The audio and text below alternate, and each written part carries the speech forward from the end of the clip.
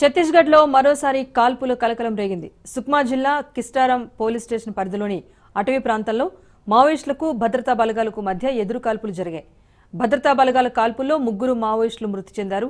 భారీగా ఆయుధాలను స్వాధీనం చేసుకున్నారు. భద్రతా బలగాలు కూంబింగ్ నిర్వహిస్తున్నాయి.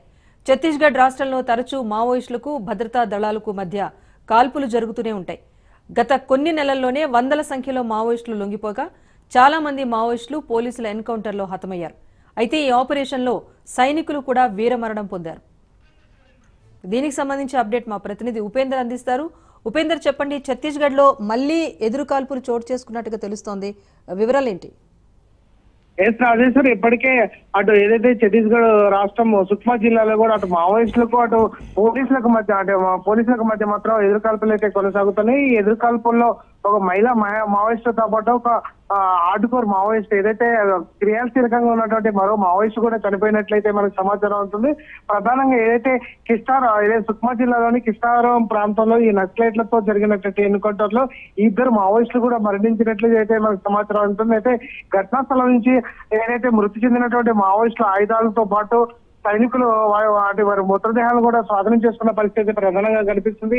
ఈ ప్రాంతంలో ముమ్మరంగా కూడా సెర్చ్ ఆపరేషన్ అయితే నిర్వహిస్తున్న పరిస్థితి ప్రధానంగా కనిపిస్తుంది. ఇక సైనికులు వెతకడానికి ఆ ప్రాంతానికి వెళ్లిన సమయంలో ఈ ఎన్కౌంటర్ అయితే జరిగిందనేది మనకు సమాచారం ఉంటుంది. చాలా సేపు ఇరువైపు నుంచి కూడా అడపాదడప కాల్పులు అయితే కొనసాగుతున్నాయి. ఈ కాల్పులు జరిగిన తర్వాత కూడా 2 మావోయిస్టుల మృతదేహాలను అయితే సైనికులు స్వాధీనం చేసుకున్నారు.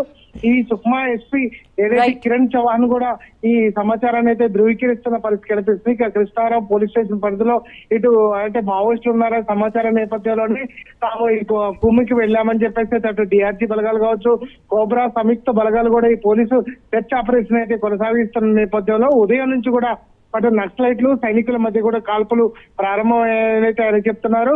2 వైపుల నుంచి కూడా అడపాదడప కాల్పులు జరుగుతున్న పరిస్థితి ప్రధానంగా కనిపిస్తుందని ఆయన వెల్లడించారు. ఈ ఎన్కౌంటర్ స్థలంతో పాటు పరిసర ప్రాంతాల్లో భద్రతా బలగాలు ముమ్మరంగా కూడా గాలింపు చర్యలు అయితే చేపట్టాయి. ఇక ఆపరేషన్ పూర్తయిన తర్వాత పూర్తిగా సమాచారం కూడా అందిస్తామని చెప్పేసి అయితే అటు ఎస్పీ కిరణ్ చౌహాన్ కూడా చెప్తున్న నేపథ్యం అయితే కనిపిస్తుంది. ఇక 2025 బస్తర్లో ఇప్పటి వరకు జరిగినటువంటి వరుస ఎన్కౌంటర్ లో మాత్రం చాలా మంది మావోయిస్టులు కూడా అసలు బాసిన పరిస్థితి ప్రధానంగా కనిపిస్తుంది. ఇక ఫిబ్రవరి 9వ తారీఖు బిజాపూర్ ఎన్కౌంటర్ లో సైనికులు 31 మంది మావోయిస్టులు కూడా హతమార్చారు.